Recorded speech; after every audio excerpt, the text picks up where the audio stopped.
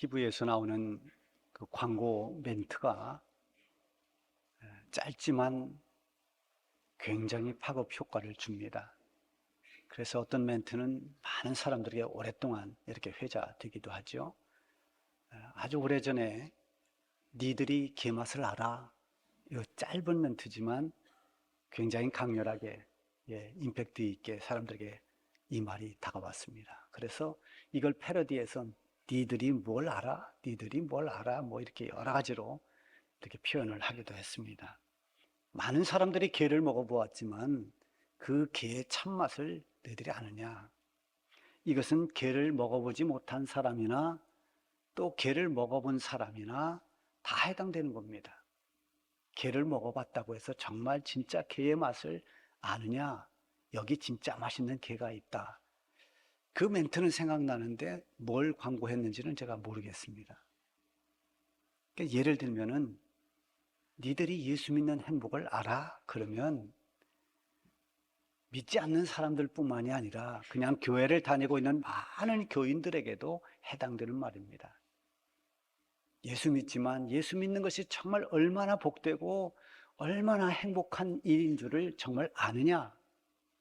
이게 묻는 것이지만 사실은 묻는다기보다는 정말 예수님을 진짜 제대로 믿으면 이 세상의 그 어떤 행복과도 비교할 수 없는 그런 기쁨과 행복이 있다라는 것을 강조하는 역설이기도 합니다. 무엇을 안다고 할 때 대개 이렇게 피상적으로 아는 경우가 많이 있습니다. 그래서 외적으로 보았던 것을 그냥 안다 이렇게 말합니다. 어설프게 아는 사람들이 오히려 더 아는 체 합니다. 그래서 성경 몇 번 읽어보고 나도 성경 다 아는데 그러면서 마치 성경을 다 아는 것처럼 그렇게 얘기합니다. 교회도 몇 번 다녀보지 않고 나도 교회 다 다녀봤는데 교회가 이렇고 이렇다라고 교회를 마치 다 아는 것처럼 그렇게 이야기하는 경우가 많죠. 사람과 사람과의 관계에 있어서도 안다고 할 때 그 아는 정도의 차이가 많이 납니다. 어떤 사람은 오랜 세월 동안 같이 살면서 또 같이 여러 가지를 경험하면서 같이 부딪히기도 하고 싸우기도 하고 화해하기도 하고 서로 즐거워하기도 희노애락을 같이 하면서 그렇게 살아오면서 알았던 사람과 한두 번 스치듯 만난 사람과 아는 것은 그런 많은 차이가 나는 거죠. 그런데 우리말은 깊이 알고 있어도 안다, 어설프게 알아도 안다, 이렇게 안다라는 단어로 이렇게 표현합니다만은 구약 성경이 기록되어 있는 구약 성경을 기록한 그 히브리어에는 이 안다라고 하는 단어가 두 개로 되어 있습니다. 하나는 히키르라고 하는 단어예요. 이게 바로 표면적으로 그냥 아는 겁니다. 겉핥기식의 아는 거죠. 단순한 지식입니다. 그러나 또 하나의 단어가 있는데 그것은 야다라고 하는 단어입니다. 이 야다라는 단어는 알지만 그 안다라는 것은 굉장히 깊이 있는 알을 말하는 겁니다. 여러 경험을 통해서 또 체험을 통해서 관계를 통해서 그때 비로소 알 때 이 야다라는 단어를 썼어요. 그래서 이 야다라는 안다라는 말이 성경에 보면 하나님과 우리와의 관계에서 많이 쓰입니다. 하나님이 우리를 아신다라고 할 때 그 하나님이 우리를 아시는 것도 야다라고 했고, 또 우리가 하나님을 알 때 대충 알지 말고 정말 하나님을 알자, 우리가 힘써 여호와를 알자라고 선지자가 외칠 때 그 알자라고 하는 것이 바로 이 야다입니다. 그러니까 하나님과 하나님의 자녀들의 관계에 있어서는 그냥 표면적이고 피상적인 히키르라는 단어를 쓰지 않고 정말 깊은 체험과 관계를 통해서 아는 이 야다라는 단어를 사용하게 되죠. 자, 오늘 본문에 보면 두 가지 메시지가 우리에게 주어지는데요. 그 첫 번째가 하나님께서 나를 아신다라고 하는 것입니다. 하나님께서 나를 안다. 1절에 보면 여호와여 주께서 나를 살펴보셨으므로 나를 아시나이다. 여기서 나를 아신다고 할 때 이 단어가 바로 야다인데요. 하나님께서 아시는 그 알미라고 하는 것은 세상에 누구보다도 더 잘 아는 그런 알을 말합니다. 말하자면 나를 가장 잘 아시는 분은 하나님이시라고 하는 것입니다.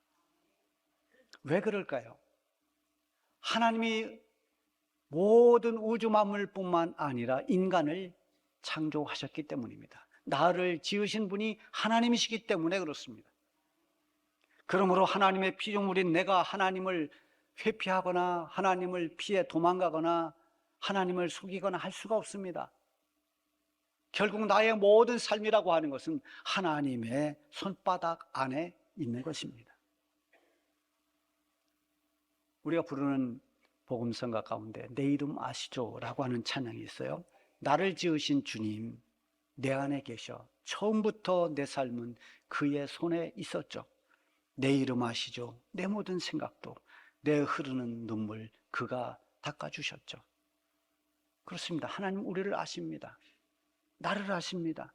내 삶은 그의 손에 있는 것입니다. 하나님께서 우리를 지으셨다는 것만으로 우리를 안다고 하시지 않고 하나님은 친히 우리와 함께 하시면서 우리를 안다고 하시는 것입니다. 신학 사상에 보면은 이신론이라고 하는 게 있어요. 영어로 디즘이라고 하는데요. 이 이신론 사상은 뭐냐면 하나님께서 모든 우주 만물을 창조하신 것을 인정합니다. 그래 모든 우주 만물이 저절로 뻥 하고 생겨난 것은 아니다. 분명히 이 모든 세상의 우주 만물이 존재하는 것은 누군가 이 세상을 우주 만물을 창조하신 창조주가 있다. 하나님이 창조주이시다. 신이 세상을 만드셨다. 그러나 하나님은 세상을 창조하신 뒤에 더 이상 간섭하지 아니하시고 세상이 여러 가지 세상이 돌아가는 그 원리에 의해서 우주 만물이 돌아가는 그 원리에 의해서 그냥 돌아가도록 내버려 두신다는 것입니다. 자, 그러면서 무엇을 비유를 하는가 하면 마치 시계공이 시계를 만들었습니다. 시계를 만든 사람은 시계공입니다. 그런데 시계공이 시계를 잘 정성 들여 만들어 놓고 그 다음에는 시계의 그 원리에 의해서 지가 돌아가도록 그냥 내버려 두는 것과 같은 이치라는 겁니다. 그러나 이것은 하나님을 전혀 모르는 그런 생각입니다. 성경을 읽어보면 하나님이 창조를 하신 뒤에 그냥 뒷짐지고 너희들 이제부터는 너희들이 다 알아서 해라 이렇게 무관심하게 내버려 두는 하나님이 아니라는 걸 금방 알 수 있습니다. 하나님은 우리를 지으실 뿐만 아니라 우리를 계속해서 함께 하시고 도와주시고 인도하시면서 창조 후에도 여전히 우리와 함께 하시는 그런 하나님이시라는 것을 우리는 성경을 보면서 알게 됩니다. 오늘 1절에도 보면 하나님께서 나를 살펴보셨으므로 나를 아신다고 말씀하고 있습니다. 바꿔 말하면 나를 아시는 하나님은 언제나 나를 살펴보신다는 것입니다. 악인들이나 이 사탄, 마귀 이런 대적자들은 우리를 살필 때 왜 살피는가 하면 넘어뜨리려고 살피는 겁니다. 저거 틈새가 어딘가 어떻게 넘어뜨릴까 그래서 살피지만 하나님은 우리를 왜 살피시는가? 우리를 보호하시기 위해서입니다. 우리를 지키시기 위해서고 우리를 온전히 인도해 주시기 위해서 우리 연약한 존재이기에 우리가 넘어질 때 우리가 눈물을 흘릴 때 그때 하나님은 도움의 손을 펴시면서 우리를 도와주시려고 우리를 살피시는 것입니다. 하나님께서 이렇게 나를 살펴보시고 나를 아신다는 것을 우리가 깊이 깨닫고 나면 그 하나님의 사랑과 하나님의 섭리에 감탄하게 됩니다. 그래서 오늘 본문 6절에도 그런 감탄이 나옵니다. 이 지식이 내게 너무나 기이하니 높아서 내가 능히 미치지 못하나이다. 하나님이 나를 살펴보시고 나를 아신다는 이 놀라운 일이 내가 어떻게 표현할 수가 없다는 것입니다. 그 깨달음으로 말미암아서 나를 아신다는 표현을 2절부터 4절까지 쭉 기록했습니다. 2절에 보면은 주께서 나의 앉고 일어섬을 아시고 멀리서도 나의 생각을 밝히 아시오며, 자, 나의 앉고 일어서는 것을 아신다. 우리가 언제 앉고 일어섭니까? 우리가 낮에 활동하는 동안에 대개 앉고 일어서는 그런 패턴입니다. 그건 과거에 어떤 주로 농사를 짓던 그런 농경시대에도 밭에 가서 일하다가 또 일어났다가 또 현대 어떤 사무실에서 어떤 직장 생활을 하는 사람들도 마찬가지로 앉았다가 일어났다가, 이거는 우리가 살아가는 낮에 활동하는 일상의 생활들을 말하는 겁니다. 내가 살아가는 일상의 삶을 하나님은 알고 계신다는 것입니다. 하루를 살아가면서 내가 어떤 일이 있었는지, 무엇 때문에 아파하는지, 무엇 때문에 힘들어하는지, 내가 겪는 모든 것을 아시고 내가 어떤 생각을 하는지도 하나님은 헤아리고 계신다는 것입니다. 그래서 고백한 것이, 하나님은 나의 앉고 일어서는 것 다 아시고 내 생각도 밝히 아십니다 라고 고백하고 있는 거죠. 자, 그리고 이어서 3절에서는 나의 모든 길과 내가 눕는 것을 살펴보셨으므로 나의 모든 행위를 익히 아시오니. 내가 눕는 것, 여러분, 눕는 것은 밤에 잠잘 때입니다. 자면서도 때로는 잠을 이루지 못하고 고민할 때가 많습니다. 물론 편안히 잠잘 때도 있습니다. 우리가 밤에 누워 잠자는 그 순간까지도 하나님은 우리를 살펴보신다는 것입니다. 낮이 되었던 밤이 되었던 하나님은 언제나 우리를 살피고 계십니다. 그래서 시편 121편에 보면 4절에 보면 이스라엘을 지키는 자는 졸지도 아니하시고 주무시지도 아니하시는도다. 하나님은 졸거나 주무시지 아니하시고 언제나 우리를 살피시는 하나님이신 것입니다. 우리가 앉고 일었을 때도, 우리가 침상에 누워 잘 때도 언제나 하나님은 우리를 지키시는, 우리를 살피시는 하나님이신 것입니다. 내가 살아가는 동안 모든 길을 살피시는 하나님이시기에, 그래서 나를 가장 잘 아시고 나를 인도하실 수 있는 분입니다. 오래전에 어느 권사님이 남편 이야기를 했어요. 우리 남편이 아들을 너무 애지중지해서 아들을 낳고 그 아들을 하나니까 그 아들을 그렇게 정성을 다해서 키웠는데 학교를 입학하게 됐어요.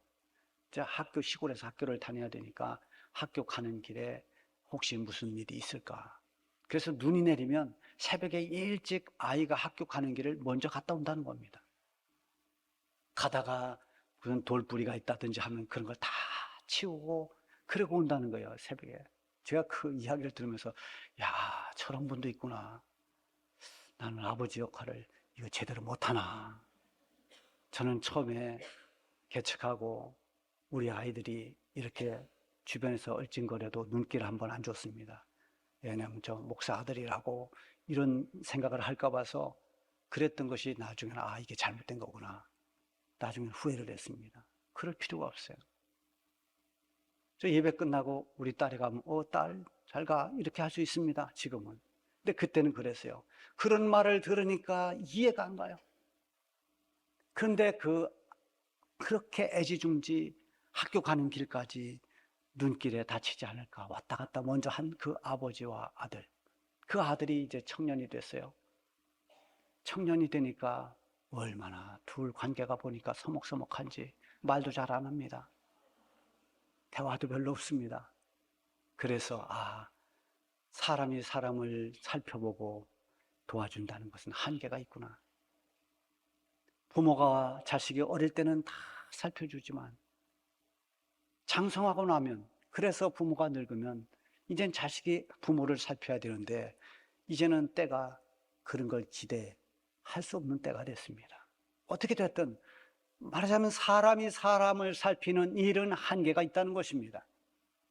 그러나 하나님께서 우리를 살피는 것은 그렇게 일시적으로 끝나질 않습니다. 우리가 살아가는 일생 동안을 하나님은 우리를 지켜주십니다. 시편 121편 마지막 8절에 보면 여호와께서 너의 출입을 지금부터 영원까지 지키시리로다. 이분이 하나님이십니다. 하나님이 그래서 나의 앉고 일어서는 것, 눕는 것, 들어가는 것, 나오는 것, 나의 모든 삶의 길을 살피실 뿐만이 아니라 내 입으로 하는 모든 말들도 다 아시고, 내가 무엇을 간구해야 되는지도 다 아시고, 남들이 알지 못하는 내 사정과 형편까지도 다 헤아려 주시는 분이 바로 나를 아시는 하나님이신 것입니다. 그리고 두 번째는 하나님은 언제나 내 곁에 계신다는 것입니다. 하나님은 언제나 내 곁에 계신다. 이 메시지를 주는 말씀이 7절부터 10절 말씀입니다. 우리 이 말씀을 다 같이 한번 또 읽어보겠습니다. 내가 주의 영을 떠나 어디로 가며 주의 앞에서 어디로 피하리까? 내가 하늘에 올라갈지라도 거기 계시며 수월에 내 자리를 펼지라도 거기 계시니이다.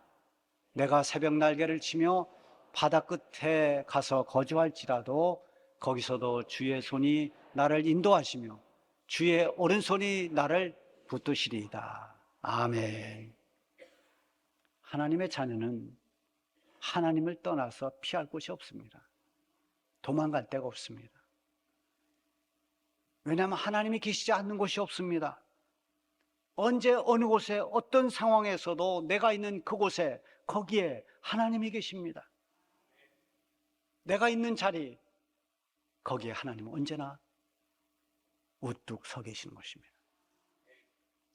제가 이번에 월드비전 후원회에서 일본 오키나와를 갔다 왔어요. 지난주에 갔는데 우리 숙소 그 마당 입구에 나무가 하나 큰 게 있는데 정말 멋져요. 우리나라에서는 볼 수 없는 그런 나무입니다. 이 열대 지방에서 볼 수 있는 뿌리가 막 엉켜서 올라간 것 같은 그런 나무인데요. 사진에도 나옵니다만 들어갈 때 보고 또 숙소에 나올 때 보고 뭐 들락날락 할 때마다 저 나무를 항상 보면서 들어갔다 나왔다 저 나무를 한참 쳐다보면서 제가 묵상을 했습니다. 저 나무가 저렇게 거목이 되기까지 얼마나 많은 비바람 그리고 뜨거운 태양 다 견뎌내면서 저렇게 거목이 됐구나. 저렇게 큰 거목이 돼서 저 자리를 지키고 저렇게 우뚝 서 있구나. 마치 사람들을 맞아주는 것처럼 그 동네 주변에 다니다가도 그 나무 이렇게 쳐다보면 그리 찾아오면 거기가 숙소입니다. 이제는 커서 바람을 막아주고 그늘이 되어주고 이런 거목이 되었습니다. 그래서 제가 느낀 것을 휴대폰 메모란에다가 글을 하나 썼습니다. 즉흥적으로 하나 쓰고 그리고 묵상했습니다. 저 거목보다 더 크고 위대하신 하나님, 하나님은 언제나 어디 계시는가? 하나님도 내가 있는 그곳에 하나님은 항상 거기 계시는구나. 그래서 오늘 이 설교의 영감을 저 나무에서 받았습니다. 저 숙소 입구에서 자리를 지키고 언제나 서 있는 나무처럼 하나님도 언제나 우리를 지키시는 그 자리에 변함없이 거기 계시는 하나님이십니다. 나무는 한 자리에만 서 있지만 하나님은 언제 어느 때나 내가 있는 그곳에 거기에 내 곁에 함께 계시는 하나님이신 것입니다. 8절에 보면 내가 하늘에 올라갈지라도 거기 계시며 음부에 내 자리를 펼지라도 거기 계시니이다. 여기에 공통적으로 나오는 단어가 뭡니까? 거기 계신다는 겁니다. 하늘에 올라가도 거기 계시고 저 음부에 내려가도 거기 계십니다. 내가 하늘에 올라간다라는 것은 저 높은 사람이 볼 때 가장 높은 곳이 하늘입니다. 하늘까지 올라가도 거기에도 하나님이 거기 계셔서 피할 수가 없다는 겁니다. 우리가 세상을 살면서 높은 자리에 올라가고 출세하고 성공해서 저 하늘처럼 그렇게 영광의 자리에 올라간다 하더라도 우리가 잊지 말아야 할 것은 그곳에도 하나님이 나와 함께하고 계신다는 것입니다. 사람이 잘 되고 나면 하나님을 잊어버리는 경우가 많습니다. 성공하기 위해서 바쁘게 살다 보니 하나님을 멀리합니다. 그렇게 해서 성공의 자리에 높은 자리에 올라갔을 때 하나님을 잘 보지 못합니다. 거기에 여전히 함께 계시는 하나님을 알지 못해서 내가 이룬 출세라고 내가 만든 성공이라고 착각합니다. 제가 부교역자 때 한 학생이 지금은 우리 한국의 톱 배우가 됐습니다. 뭐 이름만 되면 금방 아는 배우인데요. 근데 그 어머님 권사님이 저하고 계속 카톡을 주고받았어요. 뭐 또 영화에 이번에 주연 나오면 또 목사님 기도 좀 해주세요 하고 기도 부탁하는데 그 기도 부탁보다 더 간절한 기도 부탁이 지금은 교회를 제대로 안 나가고 신앙생활 제대로 안 해서 너무 속이 상하니까 다시 믿음을 회복할 수 있도록 기도해달라고 늘 부탁했습니다. 그러다 작년에 그 권사님이 돌아가셨어요. 그리고 지금 그 증거 교회를 다시 열심히 나가는지 잘 알지 못합니다. 그 기도는 반드시 응답되리라고 저는 믿고 있습니다. 아직은 보류 중이지만 하나님께서 언젠가는 그 기도를 들어주실 것입니다. 우리가 성공했어도 하늘에 높이 올라가는 영광의 자리에 있다 하더라도 하나님이 함께하고 계신다는 것을 잊지 않기를 바랍니다. 또 하나는 반대로 음부의 자리에 내려갔을 때입니다. 음부라는 것은 저 지옥의 자리입니다. 가장 고통스러운 자리, 죽음의 자리, 너무나 고통스러운 나락으로 떨어진 그 자리입니다.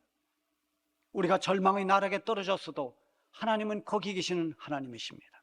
아무것도 붙잡을 게 없는 저 완전 밑바닥에서도 아무 손도 잡을 수 없을 때 그때 내 손을 잡아주실 수 있는 분이 바로 여호와 하나님이신 것입니다. 그리고 과거에는 이 세상에서 가장 먼 곳이 바다 끝이라고 생각했습니다. 세상의 끝자락, 그곳이 저 바다 끝입니다. 그래서 바다 끝은 회피하는 장소고 도망가는 장소입니다. 요나처럼. 그러나 바다 끝에 가서 거할지라도 거기서도 주의 손이 나를 인도하고 계시고 주의 오른손이 나를 붙들고 계시다고 했습니다. 세상 끝에서도 언제나 하나님은 거기 나와 함께하고 계시는 것입니다. 하늘에 올라가도 땅 아래로 내려가도 멀리 저 바다 끝에 가서 거할지라도 하나님을 떠날 수 있는 곳은 없습니다. 어디서나 하나님은 내가 있는 그곳에 거기 계시는 하나님이시기 때문입니다. 지금 사순절 기간에 거기 계시는 하나님을 묵상할 때입니다. 내가 지금 처한 상황, 거기 함께 계시려고 때로는 나를 찾아오시는 하나님이십니다. 우리는 죄 아래서 멸망받을 수밖에 없는 그런 희망이 없는 죄인들이었습니다. 그 절망의 자리에 하나님이 친히 찾아오셨습니다. 그것이 바로 성자 하나님이신 예수님이 육신을 입고 이 세상에 오신 것입니다. 내 허물과 죄를 다 짊어지고 나의 모든 죄를 사하시고 구원을 이루어 주시려고 십자가에 달려서 대속의 죽음을 죽으신 성자 하나님 예수님,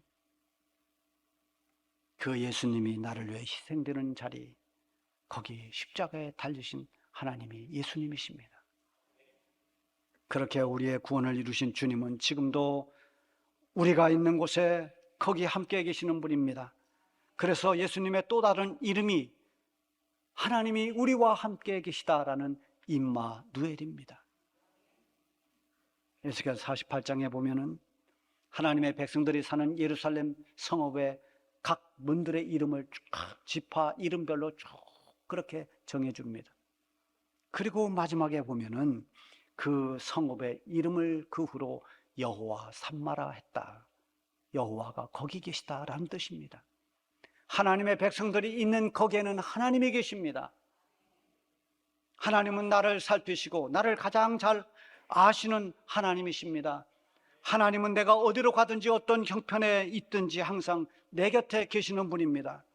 내가 가는 그 길에서 떠나지 않으시고 언제나 거기 계시는 하나님, 그분이 우리가 믿는 나의 하나님이신 것입니다.